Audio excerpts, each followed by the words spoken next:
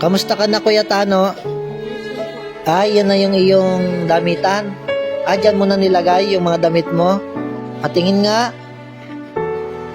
Aba, ano yung laman nung kabila?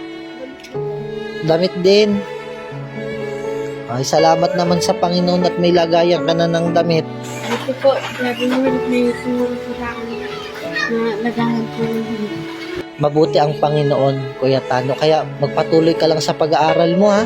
Masipag ka pala. Andito nga po pala tayo sa tahanan ni Kuya Tano. Kasama po natin at naabutan si tatay at si nanay. Kamusta na po kayo, nanay at tatay? Kamusta naman po ang pag-aaral ng Kuya Tano? Nagpapatuloy naman. Masipag ba ang Kuya Tano sa pag-aaral? Ay, mabuti naman. Nanay, ilan po ang anak nyo? 10. Pang ilan po ang Kuya Tano?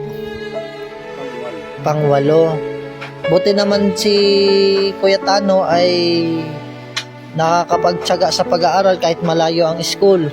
Mahirap po ang buhay po ninyo. Ay dalangin po natin, nanay, Panginoon naman ay mabait. Ay po natin kapag dagdag bigay tulong po sa inyo kay Tano, especially para sa kanyang pag-aaral.